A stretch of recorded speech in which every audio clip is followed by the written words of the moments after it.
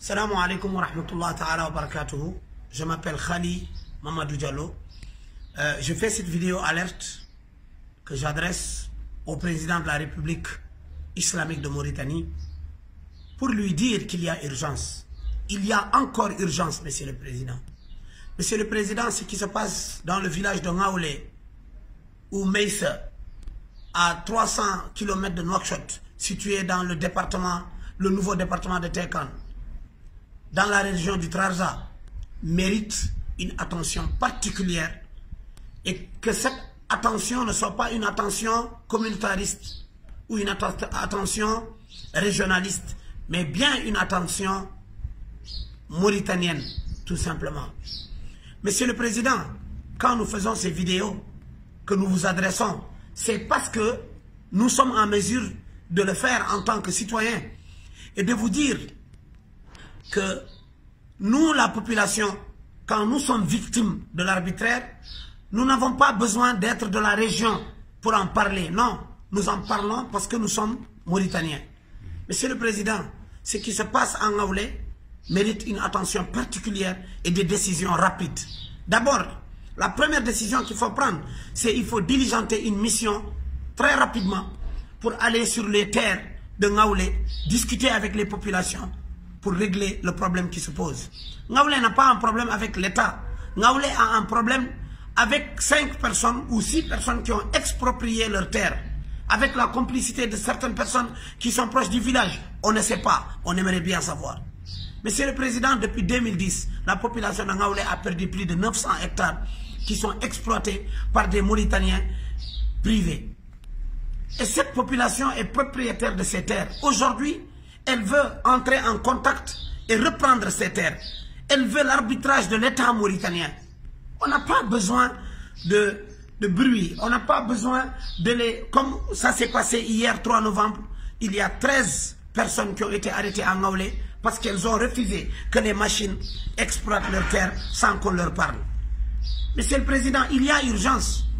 C'est comme ça que ça commence jusqu'à que ça devienne une situation incontrôlable. Ce que nous ne voulons pas, ce que nous ne souhaitons pas, c'est que vous vous penchez très rapidement sur cette situation de Ngaoulé. D'abord, il faudra libérer immédiatement les 13 personnes qui n'ont pas cassé, qui n'ont pas insulté, qui n'ont pas violenté, qui ont été arrêtées parce qu'elles ont exprimé leur mécontentement.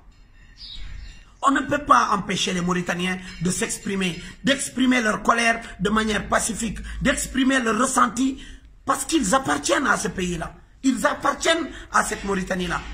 Et ces gens-là, personne n'est derrière eux. Il n'y a aucune manipulation politique, encore une fois.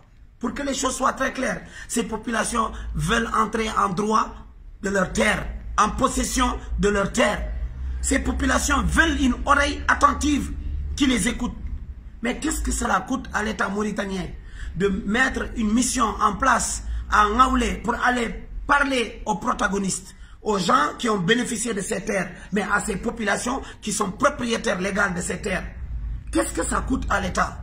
Cette situation n'est pas une situation de paix, n'est pas une situation de sécurité pour le pays. Nous, notre devoir en tant que fils de ce pays-là, c'est de faire des vidéos. Pourquoi nous faisons des vidéos? Parce que notre pouvoir se limite à ces vidéos-là. Notre pouvoir se limite à ce plaidoyer-là pour vous dire ce qui ne va pas. Pour orienter l'État mauritanien, pour orienter les décideurs mauritaniens à aller régler les problèmes pendant qu'il y a encore temps. Parce que vous savez, ce sont ces injustices-là, ce sont ces problèmes-là qui créent la frustration. Cette frustration-là, ça crée la haine. La haine conduit à la violence. Et nous ne sommes pas pour la violence. Mais l'injustice, elle conduit à la violence. Monsieur le Président, prenez garde de ce qui se passe. Sachez que ce pays-là, sur vos décisions, sur les décisions de vos collaborateurs, ce pays peut sombrer dans l'insécurité par la faute de l'agissement de certains tapis dans l'ombre dans l'administration mauritanienne. Et c'est ça qui n'honore pas notre pays. Et c'est pour cette raison que nous parlons. Nous ne parlons pas pour créer la zizanie. Nous ne parlons pas pour diviser les Mauritaniens. Nous ne parlons pas pour vous manquer de respect. Mais nous vous parlons pour que vous preniez garde de ce qui se passe, que ça puisse être réglé et que ces populations-là entrent en contact avec leurs terres et que l'État les accompagne à les cultiver, à les travailler avec la dure labeur de leur sueur, de leur front et de leur population. Voilà le plaidoyer que nous ferons. Et voilà le plaidoyer que nous n'allons jamais nous arrêter de faire pour que la Mauritanie puisse aller de l'avant. Malgré toutes les injustices qu'il y a, il faudra qu'elles soient réglées pour que la paix règne entre tous. Wassalamu alaikum wa rahmatullahi ta'ala wa barakatuh.